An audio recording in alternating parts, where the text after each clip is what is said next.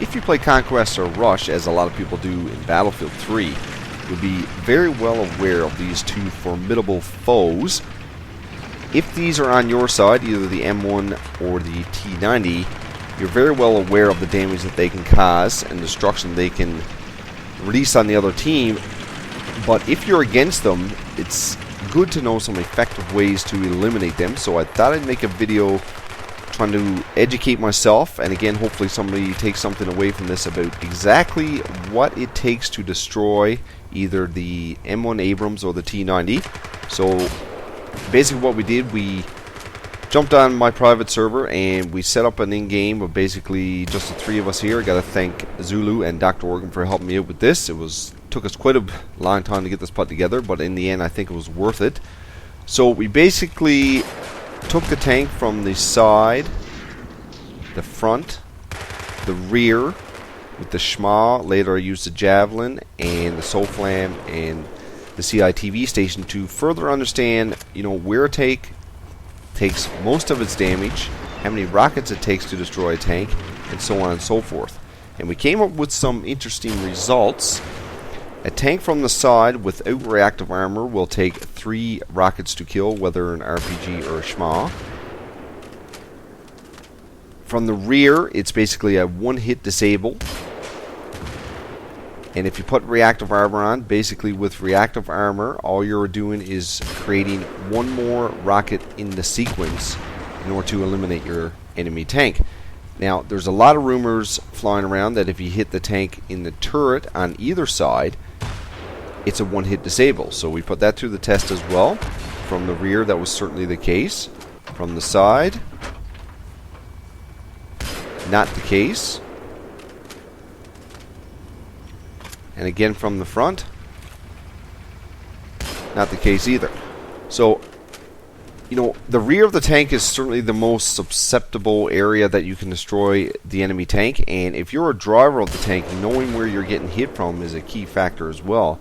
Because if you know how many rockets or javelins that your tank can absorb, it's going to help you when jumping out, when to know when to repair your tank, and so on and so forth.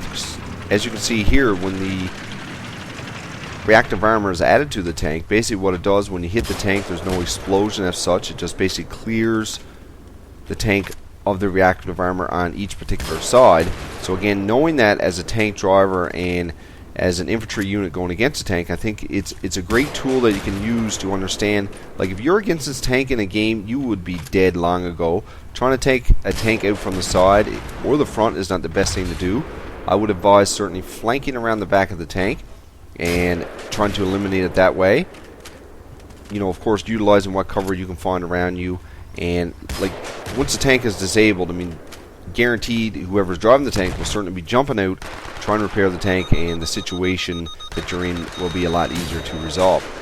So then we moved on to the javelin to try to figure out, what kind of damage does the javelin do at either range and not at range. We found some pretty inconsistent results with it. The javelin sometimes with one hit would give you a 90% disable with reactive armor on, and next time it would give you 50%. It seems like where the javelin would shine the most was when the range was increased quite a bit, because again we were getting some very inconsistent marks, because basically Zulu, who was driving this tank, was telling me the percentage of the hit he was taking as each individual rocket hit him. So it was a great, a great way to measure, how much damage was the tank sustaining at any given time. So as you can see here, 3 javelins to destroy a tank. You would be dead for long ago. I think when you're closer to the tank, you're much better off using the RPG or the small, because you can reload quicker, lock on quicker, get a rocket off quicker, duck to cover, and rinse and repeat basically. But as we increased the range on the javelin, it did become a lot more effective. As you can see right there, one hit removed all the reactive armor, and then the next one was disabling the tank, but it still would have took up to 3 to destroy. So what you're gaining by using javelin at close range is not very much at all. You can basically use your cover a little bit more, I guess, to get away from the enemy, but besides that, it's pretty tricky to be using a javelin at close range, so I wouldn't recommend that.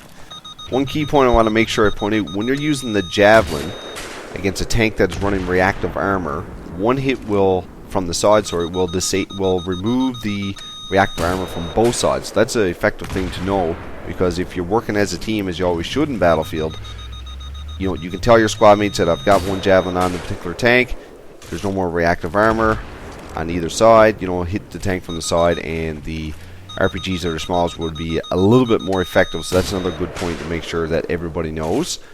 As mentioned before, we did try to increase the range a little bit on the javelins just to see if it increased their effectiveness, and I know a lot of people always say try to aim up a little bit when you are using the javelins to give them more effect, but that was not the case. It seemed like the range was the key to it all, and as you can tell by the little window that comes up when you're ADS with the javelin, you'll see the DIR comes up. I believe that means a direct hit, and you'll see a little bit later when we lock on how that changes. And I think the key to success with the javelin is actually using the SOFLAM and the CITV station. The results were far more effective, and of course you're always getting, you know, one hit to remove the reactive armor, and you know, one more hit with the javelin to basically disable the tank, at which point it's pretty well finished anyway. But if you notice right here, when we fire with a locked on rocket, the rocket goes straight up and hits the tank from the top, which creates far more damage to the tank. And the next one, of course, is going to disable the tank, but again, it does the same thing, shoots out, goes straight up, comes straight down. So another way that that's good when you're in game is that if there's anything in the way between you and the tank, it's not going to hit anything else in the way. As you can see with that sign, it goes up, it clears the sign, comes down, hits the tank, and provides the effect that you were looking for. So, you know, if you're working as a team, as you always should in Battlefield, get somebody to run a SOFLAM or CITV station, lock on two particular vehicles, and the javelin is a very effective weapon. But if you're doing close quarters, make sure you hit the tank from the rear. Basically, you're going to get a one-hit disable. If they're running reactive armor, one will remove the armor, and the next one will destroy the tank.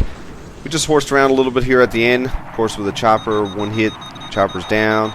With a Jayad Jeep, one hit is down. But we did also find out that a jet can actually outrun a locked-on javelin, which was to my surprise. I think you have to do very tight circles and get the G's up around 8 or 9, and that will outrun the javelin. But of course, if the javelin does hit the jet, it will be destroyed. So I hope you guys enjoyed this video as much as I enjoyed making it.